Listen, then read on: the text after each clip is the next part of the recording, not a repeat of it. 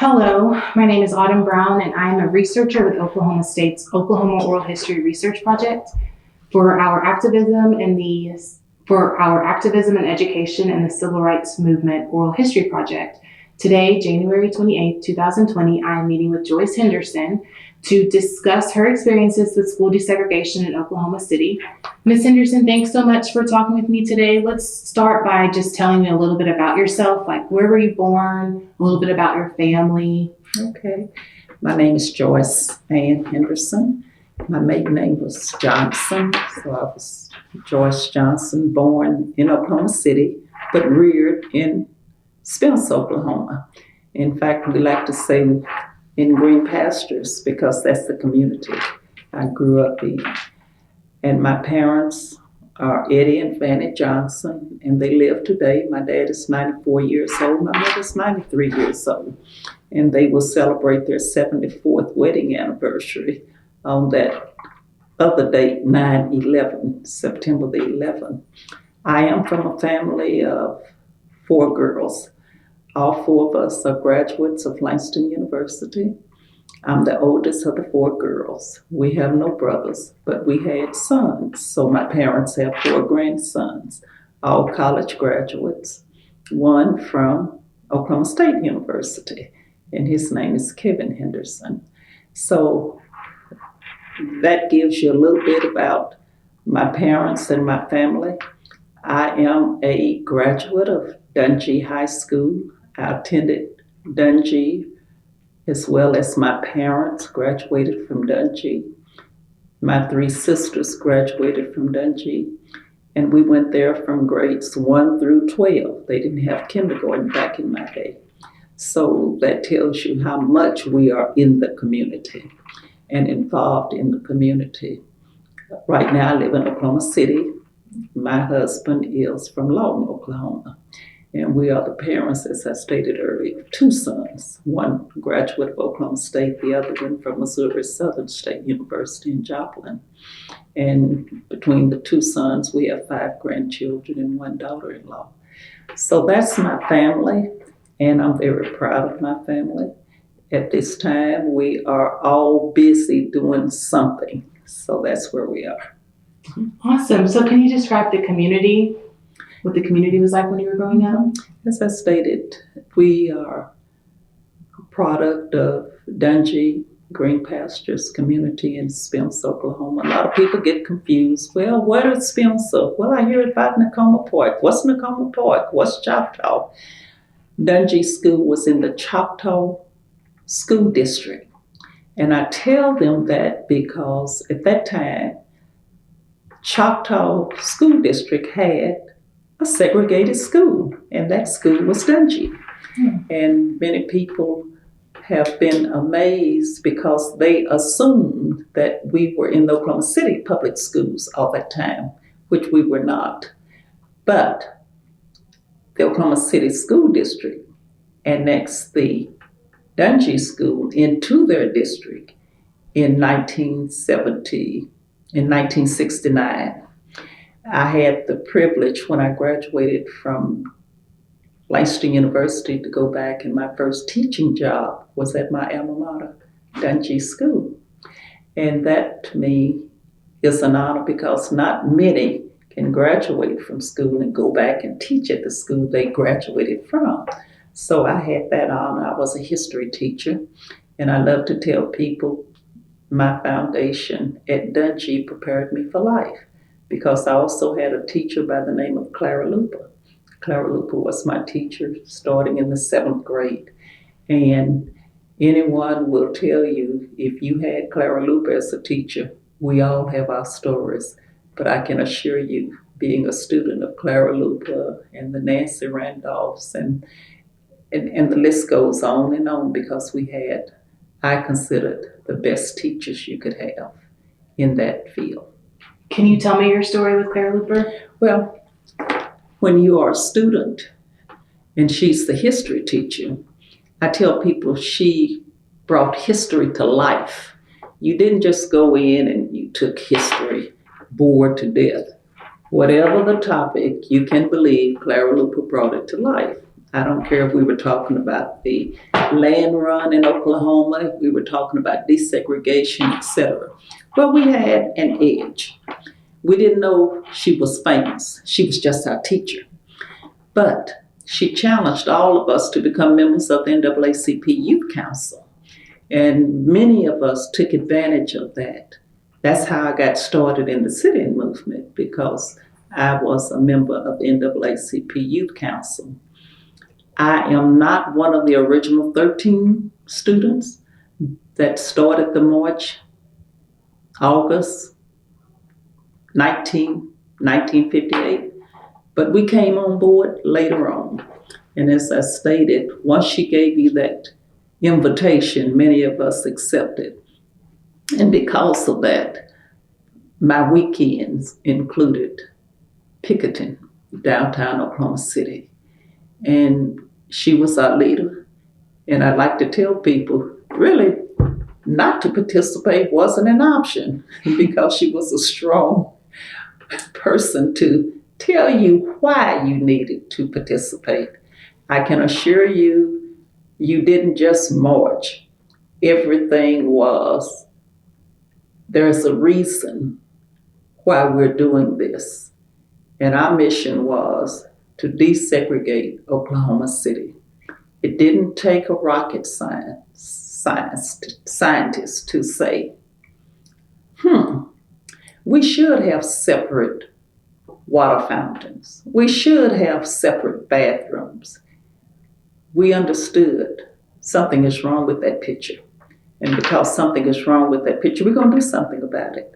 So being involved in the youth council and being involved in the sit-in was really something that, as I look back over my life, I am so proud that I had a part in desegregating Oklahoma City. What year did you get involved with the youth council? I will say probably 13 or 14, because she was my teacher starting in the 7th grade. Mm-hmm. And I have grade cards to prove that. And so more involvement took place in high school. And I say that because we couldn't drive or anything. So to attend all of the youth council meetings, etc., coming from Green Pastures, Spencer, we needed transportation. And we depended on the parents to take us when it was meeting day. And the meeting day was always on a Monday evening, of course, after school. But the involvement for me, I'm going to say, really got off the ground when I was in high school. The sit-in itself was not something your parents would say, I don't know if I want you to be involved in that. But if you were like Joyce Henderson, you kept worrying your parents, Mama, can I participate? Mama, can I go? Miss Lupa said, and Miss Lupa said, Mama, can I picket this Saturday, etc., until they gave us permission. And because I had my parents' permission and they believed in Clara Lupa, I don't believe I could have participated if they didn't trust Clara Lupa. But they had trust in her, and all of our parents did. And because of that, that was the beginning of my involvement in the city. Many, if they read their history books, they know that the first one took place at Katz Drug Store. It didn't take Katz a long time to integrate. In fact, within a week's time, they integrated the one downtown, and they had other stores in other states. They integrated that. So that was good, but that was just one. There were many that were segregated in Oklahoma, not only in Oklahoma City, but in Oklahoma. But of course, we concentrated in Oklahoma City. Where would these meetings for the youth council take place? Well, many of them took place in Clara Luper's home. We didn't have Freedom Center when I was active in it. We didn't have churches that opened their doors at that time. So my memory takes me back to her living room in her home. And that's what we did. We met on Mondays in her home. You talked about the fact that Miss Luper would give you reasons about why you should participate. Can you kind of talk to what these reasons were, like how she articulated to you guys as students why your participation mattered? Well, she loved to tell us about the importance of the U.S. Constitution. And the Constitution guaranteed rights if you were citizens of the United States. And she would always say, we're citizens of the United States. So because we are citizens of the United States, then we need to be afforded the same opportunities as everybody else and not be excluded because of the color of your skin. And there was only one reason we had segregation back then, because of the color of our skin. They didn't know me, they didn't know my character, they didn't know any of the other participants. But they knew they had Jim Crow laws.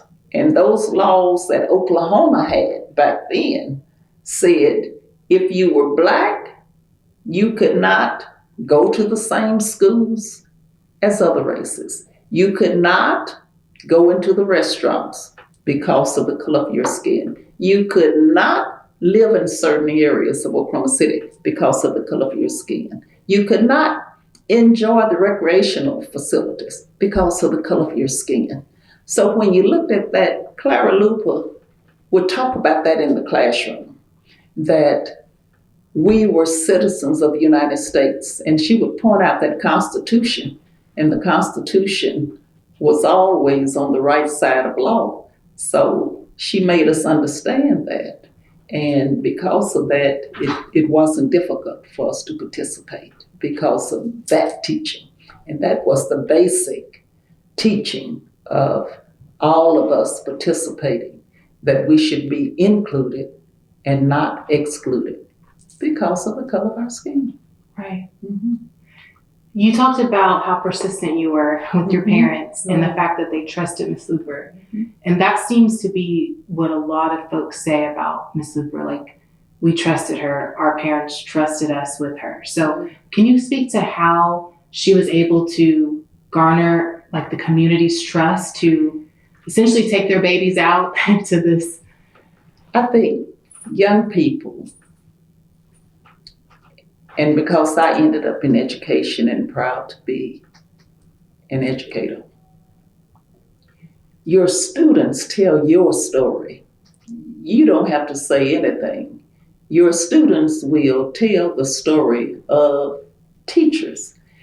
And I believe my parents understood Miss Luper was not only a civil rights person. In the schools, she was my cheerleader sponsor. Miss Luper would have you in debates. Miss Luper wrote plays, and I'm proud to say one of the plays she wrote was Harriet Tubman's story. I played Harriet Tubman. The play that she is most familiar with, known for, writing Brother President, because that was the story of Dr. Martin Luther King Jr. But when your parents see that teachers are not just in the classroom, but they're involving kids in so many things, I don't think you had to wonder, did she have your child's interests at heart? And it wasn't what she said as much as what she did. And I think parents picked up on that. They also picked up the energy of their kids. And when Clara Lupa said ABC, we were ready to do it. So I think her energy was contagious with the community. She did so much more than just the sit-in. She took an interest in not only the child that was aggressive, had personality, she took an interest in the quiet child. And when you find that a teacher cares about you, it goes a long way with any parent. Mm-hmm. Mm-hmm. It sends chills through my body listening to you talk about her, because it seems to be the same talk about her impact. And so it just... Well, let me just say, add to that. She was my history teacher, but she taught so many other subjects in her history class. What do you mean by that, Joyce? I learned basic algebra in her history class. Can recite it today.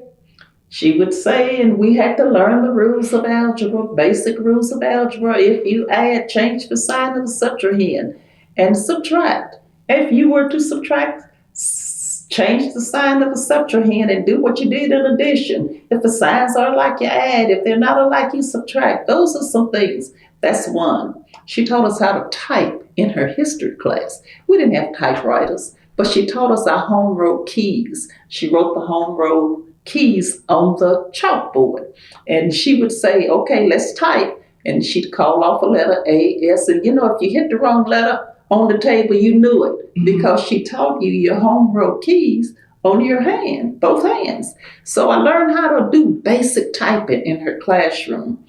Acting, loved acting. So when she wrote plays and we had to, depending on what the topic, dramatize whatever it was in the history class, then we learned how to act. She was my cheerleader sponsor, and I tell people, every time we went to a game, she was out there having more energy than we had as cheerleaders. Mm-hmm. Especially at games, like football games. We didn't know anything about football, but she'd tell us what you yelled to do. But she wrote a yell. This particular yell, I'm going to share it with you. We did not like the yell at the time because we thought it was so country. But when we go to the games, she'd say, and I was cheerleader captain, she'd say, okay, let's do boomalaka. We hated boomalaka, but these are the words to boomalaka. Boomalaka, boomalaka, bow, wow, wow, chickalaka, chickalaka, chow, chow, chow. Boomalaka, chickalaka, who are we? Dunjee Tigers, yes, sirree. Yes, yes, yes. That was our yell. Every time she said we wanted to go under the bleachers or go behind the bleachers because we thought, oh, what a corny yell. But she was loving the yell. Today, that's a trademark with the Dungy alumni. When we have our reunion, somewhere we start boomalaka, boomalaka, bow, wow, wow, chickalaka, chickalaka, chow, chow, chow, boomalaka, chickalaka, who are we? Clara Luper students, yes, sirree. And it has a different meaning to us. Yeah. She wrote it. You won't find that anywhere else. But who would have thought boomalaka? I know.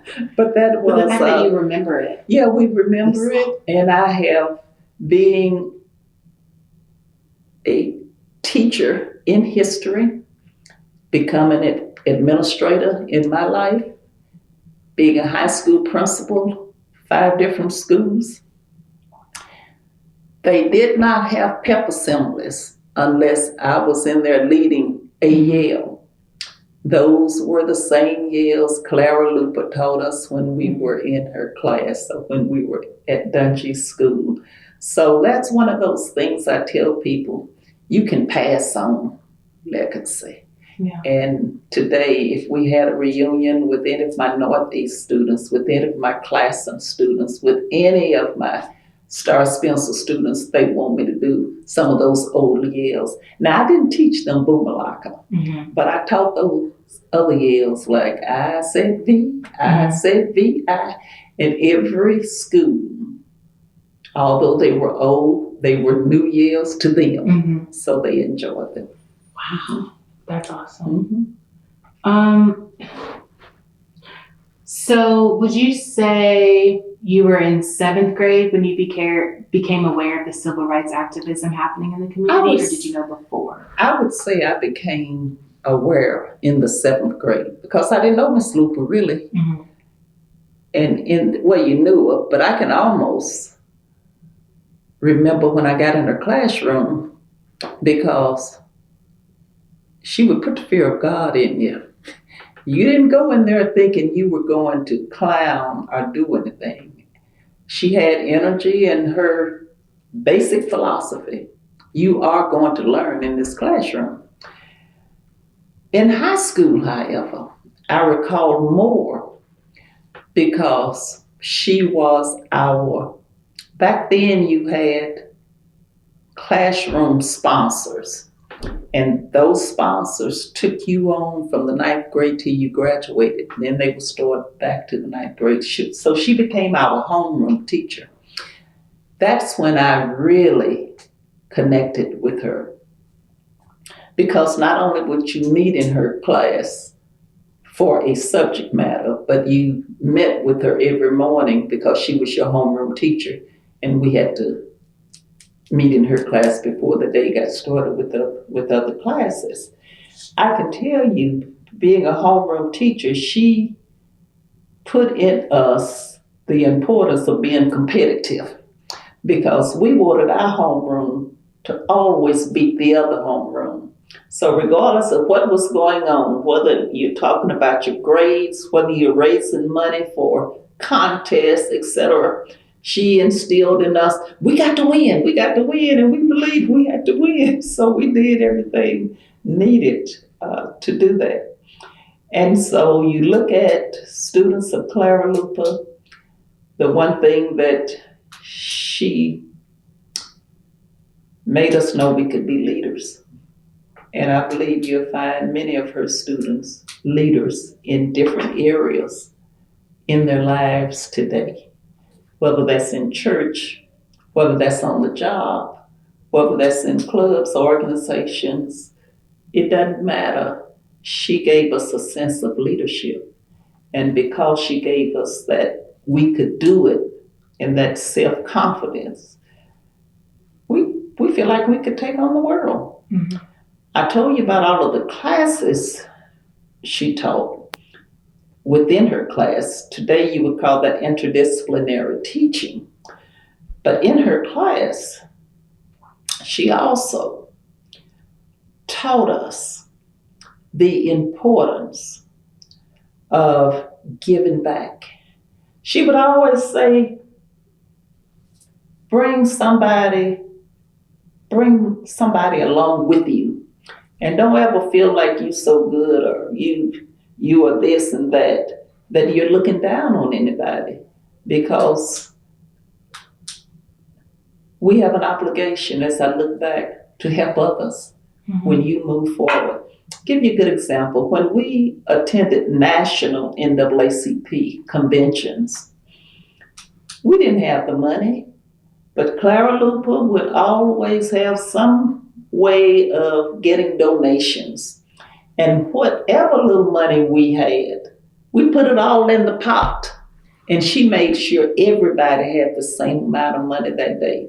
Back then, it was $2 a day. I took care of breakfast, lunch, and dinner. Don't know how, but that's what it did. But she made sure no child went without. And just because maybe your family could afford to give you more money and my family couldn't afford to give me any money, didn't matter, because we were all going to get the same.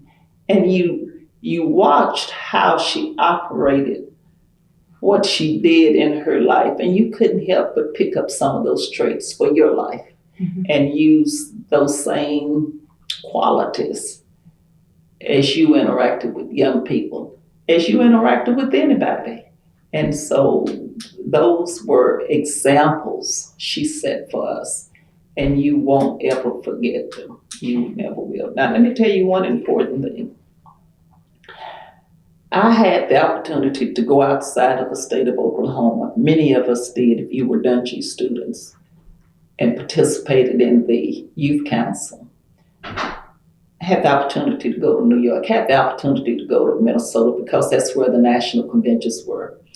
But an experience I will never forget, going to Washington, D.C. for the March on Washington, August 28, 1963. She took 2 buses from Oklahoma City. I was able to go on one of the buses to hear Dr. King deliver his I Have a Dream speech. Why is that important? Let me tell you, back then, we knew we were going to a march on Washington. Coming from Spencer, I had no idea what magnitude that took on. In fact, when I got there, I was so amazed at the thousands, not hundreds, thousands of people who assembled there for the same reasons: equality for all, regardless of your race, creed, or color. So that was an experience for me in 1963. I was 16 years old, that I cherish today, and I tell people that experience, priceless. Because at the time Dr. Martin Luther King delivered I Have a Dream speech, I really don't think it was called I Have a Dream speech, because if you look at a documentary, he had another speech prepared. And Mahalia Jackson, one of my favorite singers, you can hear in the background because he delivered that I Have a Dream speech at some other event earlier. She said, "Do I have a dream, Martin? Do I have a dream?" He put his paper aside and started doing the I Have a Dream speech. Now, I can tell you about where I was standing when I was in the crowd. We clapped because he was a good speaker and he could get you hyped. I tell people I heard the speech then, but I didn't understand the speech until after his death. And even today, every time you hear that speech, you still hear something that you didn't hear before. Because at different periods of your life, you have different experiences, and of course, different things he's telling you in that speech. You hear it from a different perspective. So the fact that Clara Lupa took some of her students, we didn't have money to go, but we were able to attend and participate in the March on Washington, August 28, 1963.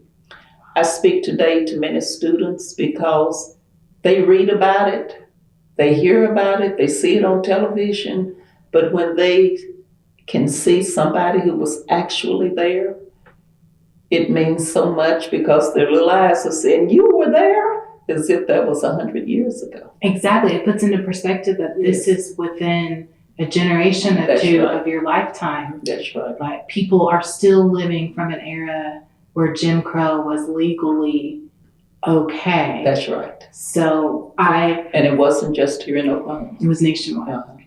And you do tell, at least I like to remind people, I went in 1963. I went 50 years later to celebrate the 50th anniversary. Mm-hmm. I went by myself at that time.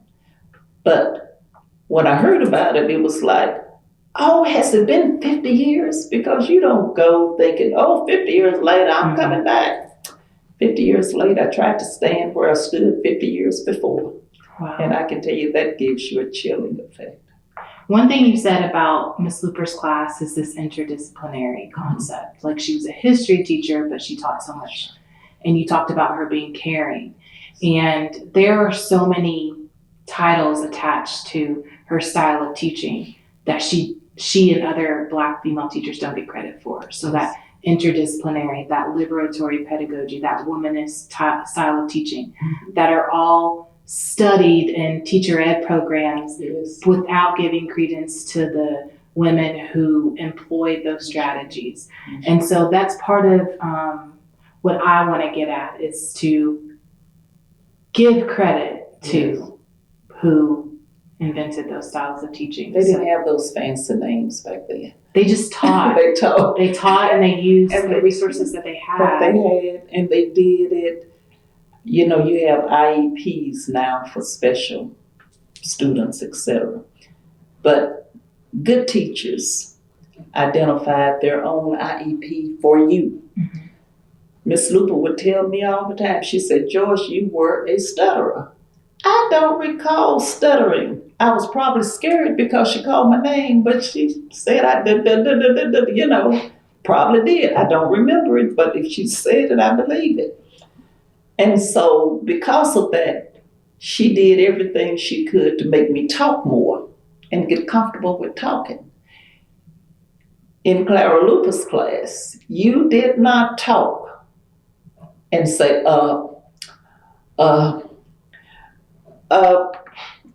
because she was doing a tally, how many uhs. You got that many swats at the end of the class. You became conscious, and I'm conscious today when I'm listening, especially to athletes on the news, sports, and they're giving interviews to anybody. And if they're saying, I'm thinking you should have had Clara Lupa. If you had Clara Lupa, you wouldn't say, because we were punished because of it. The other thing you didn't do, Clara Lupa wanted you to walk like you knew where you were walking, talk like you know what you're talking about. So if you were walking down the hall with your head down, she said, put your head up. Walk like you know where you're going. Talk like you know what you're talking about. You get conscious of that. Those are some of the same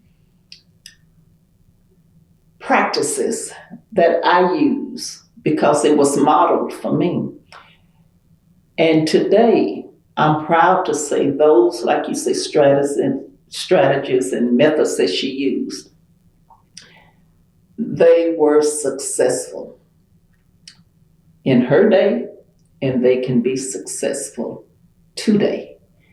And therefore, I keep doing it. You might not know who I am, but I might see a young person and say, what's your name?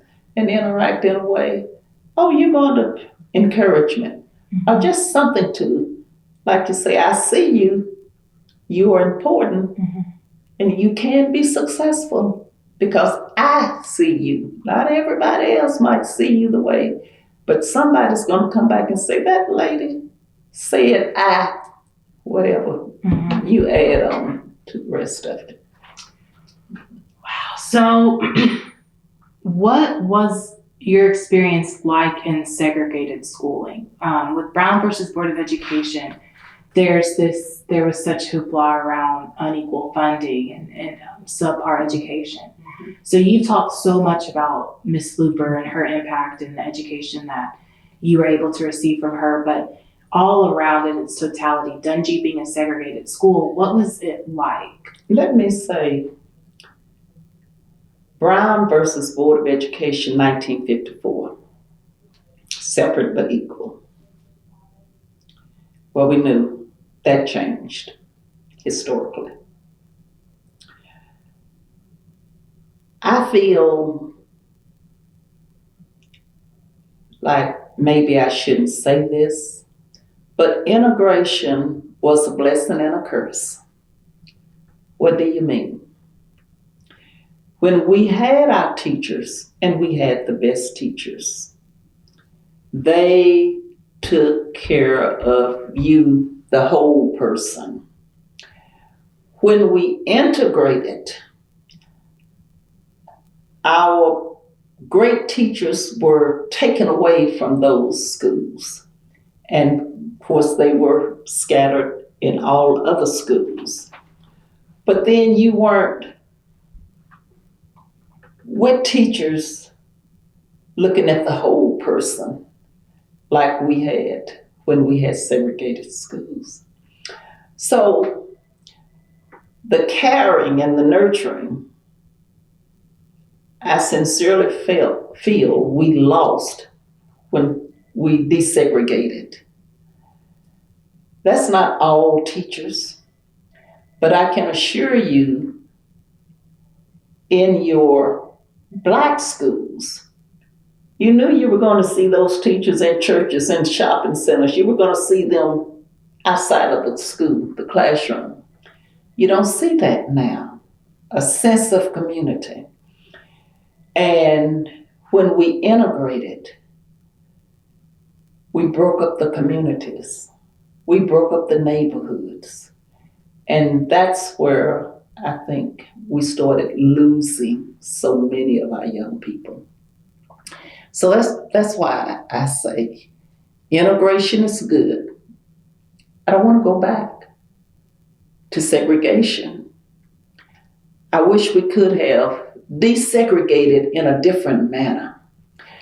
Maybe if we got all of the resources that all of the other schools received, we may not be having this conversation, because we would feel like you have a new book over there, I got a new book over here. But we knew that didn't take place. So we did what we had to do, but at a cost. So with this study, there's two sides to this argument. There's the side to the argument that says desegregation, integration was successful, and there's formulas that prove that, show the evidence. But then there's a whole body of work that is surrounds this segregation nostalgia, right? And all of that work points to exactly what you were saying. Like, we lost our teachers, we lost our community, we lost this. So how would you address that segregation nostalgia? Like, we don't want to go back, but how would you respond to such nostalgia that does surround separate, segregated communities? One thing that happened when you had those Jim Crow laws, those laws were to make you feel inferior. If we didn't have laws to do that, we may have had a different environment. That environment, if let me go back and say it another way. If you had laws that made you separate because of color of skin, we may have taken a different approach. I tell people I didn't have anything to do with the color of my skin, and you didn't have anything to do with the color of your skin. But somewhere in history, they made the color of your skin inferior. And because they did that, they started separating everything. So separation became this for you, that for somebody else, because of how they wanted to separate. Now we're dealing with separation, dealing with class of people. That's the difference. But if we had a different environment where if I wanted to live next to you, I could. If I wanted to sit in the classroom with you, I could. If I wanted to eat wherever I wanted to, I could. And still maintain my separation, so to speak. I'm not feeling inferior because I have the opportunity to enjoy everything. But you've set up an environment where I cannot enjoy everything. And I'm a citizen of the United States. You are a citizen of the United States. So that, to me, created the division that we have. The powers decided, I'm better than you. You're less than. And when you had those mentalities to set in, it created a whole different environment that we're still fighting. Because that environment is excluding. You've seen them do the test of, let's put all of the brown-eyed kids here and let's put the blue-eyed kids. How did you feel when you couldn't do something? Same thing with segregation. You couldn't do something. Had nothing to do with your eyes. You had nothing to do with your color of your eyes. I had nothing to do. But somebody said, because your eyes are this color, you're better than the person here. So we created this environment of exclusion, and we created it to make somebody feel better than the other person. And it will take, we're moving slowly, it will take generations to change that mentality. Part of the mentality is changing because you have interracial couples now. Mm-hmm. When you have interracial couples and you'll find that to be more of a majority than the minority, it changes. There's a new concept there, a new philosophy there. So things are changing, but for those of us who have been a part of making the change a reality, we have a long way to go. That's the best way I can say it. We have a long way to go. But when you start talking about what we've experienced due to desegregation, or due to segregation, let me say it like that, then we cannot forget our past. So you understand where you are now, so we can still do better in the future, to not make people feel inferior because of who they are. We're doing a lot better with letting other races know you are just as important, whether you're Native American, whether you're Asian American, Black America. Respect me for who I am. And when you do that, respect for who I am and take pride, you don't want any kid sitting here saying, I wish I was this color because they seem to ABC. Mm-hmm. So we take pride, and we're doing better with integrating the cultures. How do you do that? You've got to be with each other so you can understand each other. If in those separate schools, let's say Dunjee, I didn't go to school with anyone white until I got in really graduate school. Langston was predominantly Black, but many of my classes, in fact, most of my classes, they were all Black. So when I got in graduate school, I got more exposed to other races. When you're separated, you have this mentality that, well, maybe I'm not as smart as they are. And when I got in classes with them, I thought, yes, I am. I'm as smart as any of them. Mm-hmm. But you have to get together in order to know that. Right. And I'm sure they were saying, oh, I thought she was, or would be, quote, dumb. Mm-hmm. She's smarter than I am, and you have all of these stereotypes that went on, and they believed them until we were able to. So the blessing in integration, when we were able to get together in order to understand each other better. I love that. Mm-hmm. Okay, let's see. So you had Clara Luper as a teacher, but did you ever have Nancy Randolph Davis, Ada Lois Scipio, or Thelma Parks? I'm ready to go into my life has been impacted because I've had all of those persons in my life. Clara Luper, Nancy Randolph Davis, Ada Lois Scipio Fisher.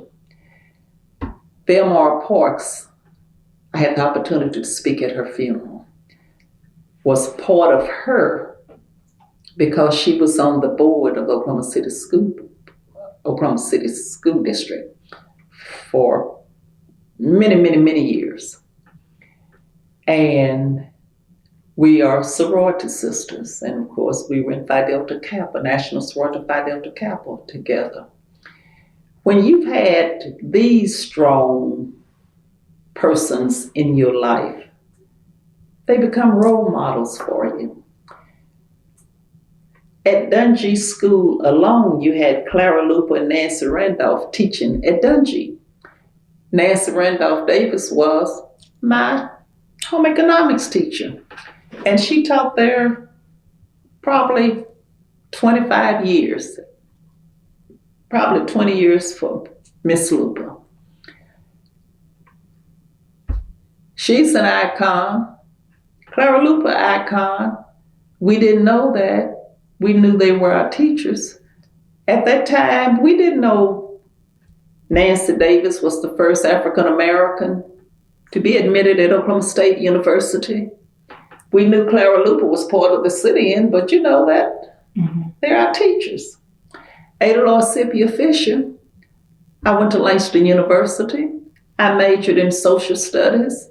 She was social studies history teacher. You couldn't graduate and get a degree unless you went through NAACP official. In all of those classes I took under her, I didn't know she was famous for what she did at University of Oklahoma. She was just my history teacher. But you look at all of these strong women and you can look at their behavior. When you observe people like Thelma Parks on the board, of course she taught at Douglas. My husband taught at Douglas. I've known her, like I said, many years. And you see how they operate. They become a part of you. And you see how they handle certain things. Those things are etched in your memory. So I've been blessed to be around strong women, Black women, who were just ordinary people doing extraordinary things. And I am so proud today that I'm a product of all of that. I think I used that quote in my paper. Yes. The fact that I was so fascinated with these women because they were seemingly ordinary Oklahoma women, and they did such extraordinary things for this state. Yes. And so, can you just briefly you talked a lot about Clara Luper and like her teaching style and things like that, but can you kind of talk a little bit about Nancy Davis and Ada Lois Scipio Fisher's like teaching or just experiences? Well, let's go with Nancy Davis. She taught me home economics. But she lived around the corner from where I grew up. She lived in the community. Her husband also taught at Dunjee. Nancy Davis taught me how to cook, taught me how to sew, etc. How to be a lady. All of those were things you learned in her classroom. But let me give you a good example of what she did as my teacher. A group of us decided one day we were going to wear a ponytail up in the middle of our heads. We walked in the classroom. We were trying to be like Al Falfa on TV, and he had his little ponytail with a split. We walked in a classroom, and now we were considered leaders in the school because we were in all of the clubs and organizations. And she told us, "Why are you all wearing your hair like this?" And we were, because we wanted to, and we tried to really be smart with her. She told us to take it down. We told her, "We're not going to take our ponytail down." She told us to take it down, or we were going to the principal's office. So, we're trying to be smart seniors, fast seniors. We ignored her. She sent us to the office. Well, first of all, we didn't think she was going to send her prize students to the office. She took us to the office, told the principal we were disobedient, and she went on and gave the reasons why. And first of all, we were so disappointed that she took us. We should have known. She told us she was. But when we got in there, he gave us a choice to take it down, call our parents. Not one of us wanted him to call the parents. We took it down and we went back to the classroom. My point being, we had teachers who said what they meant and meant what they said. And we learned how to be more obedient. Don't ever feel like you are above authority. Using that same scenario, even with Clara Luper. As a senior, I got swats because she told me to do something as secretary of the class. I didn't do it. She told me to go in the room to get the paddle. Back then, the Board of Education was legal. I went and got that board, gave it to her, thought it was for somebody else. She said, "Come here." She said, "Now I told you to do ABC so many weeks ago, and you haven't done it. Turn around." I got 5 swats. I'm thinking, I was embarrassed. We were in an office, but I was embarrassed. I'm a senior. Points. Do what you say you're going to do it. Be responsible. If not, you're going to be held accountable for it.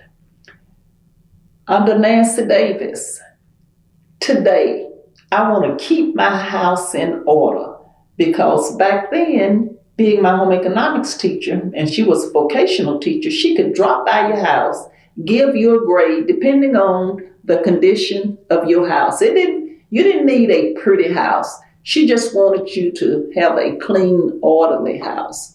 And she would bring student teachers over to your house. Well, 4 of us girls, and mother had us with our particular chores that we were responsible to do. But she instilled in me order. And today I have to feel like my life is in order. And if you come into my house, I want to make sure my house is in order. She instilled that in me. Ada Lawsipia Fisher is a good example of somebody that made history more real than I thought it could be. Because first of all, I majored in history because Clara Luper majored in history. My thought was, I really don't want to do all this reading because you had medieval history, you had U.S. history, you had all different subjects of history in order to major in social science. But every day I'd walk in her classroom, she was the type, no nonsense type teacher. You were in there, and to me, if the class took place 1 hour, she used every minute of that hour, talking about whatever that subject was. She was more of a lecturer to me, but when you had something that became more of a conversation instead of just lecturing about whatever that content of the subject, she would pull you in because of the way she could engage you about the subject. And you didn't realize you were engaged in the subject. But it was just the way that she had a personality. She wasn't the bubbly kind of a person that laughed all of the time. She was more the serious teacher that I had in my classroom. Again, did not know how to mean famous she was because she didn't carry herself. Nancy Davis didn't carry herself. Clara Luper didn't carry herself. Thelma Parks was the kind of person, she didn't care what you thought. She was going to make sure it was right. She was going to say it because that was her personality. And she was the kind you could depend on making sure you did not ignore her race of people. And you could depend on her. She got your back, especially when you are a principal in the school. And I was a principal in her district. So we had many times to interact when she was on the school board. And she would make sure she had my back. So those are women in history that we can never forget. I love the quotation that says, people don't care how much you know until they know how much you care.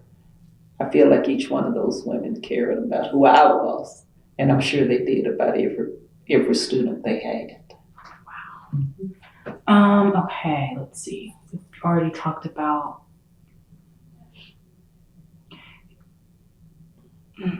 So you've talked about majoring in history because Clara Luper majored in history.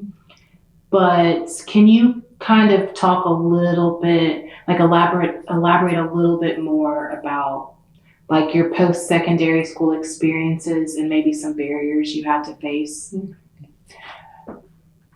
Graduated from Langston in 1968. Went back and got my master's degree from the University of Central Oklahoma, called Central State back then. I believe it was in 1974 when I got my master's degree. Started teaching at Dunjee in 1969. The school closed in 1972 due to the finger plan, desegregation plan. That's when I went into administration. I was an administrator with Teacher Corps, and that particular program was a federal program in the Oklahoma City School District for potential teachers. College students had a degree, but they didn't have teaching certification. So Teacher Corps was a 2-year program that allowed you to get your master's degree from OU and Oklahoma City University. And with the master's degree, they also got teaching certificates, and they were able to teach in the school district. I'm sharing that because after I graduated from high school and started teaching myself, I thought I was going to always be a teacher. When the school closed, and that being your school, devastated, truly devastated. But it gave me an opportunity to move into different arenas in the education world. I became an administrator, and becoming an administrator, I also served as a counselor. I discovered that you can still be effective with a lot more students than just a small group of students. The fact that I went on and got my master's degree and was going into the doctoral program until I couldn't handle being in that program, as well as still trying to raise kids. I'm married now, and of course I have 2 children to raise.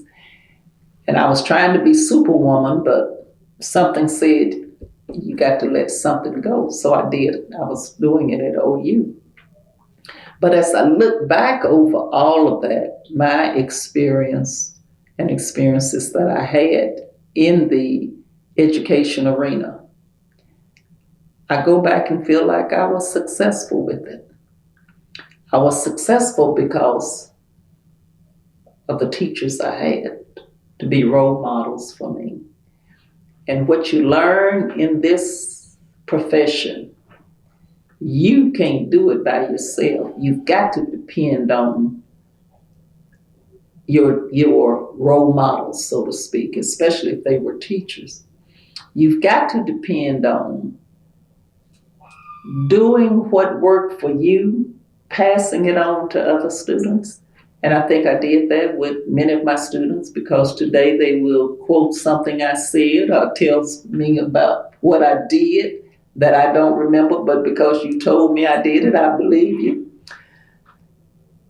You just hope you are to your students what your teachers were to you. And as I look back over everything that I've done in the education arena, I would not have chosen another profession. I tell people, when you are in the grocery line and you're writing a check and they want to know, oh, what do you do?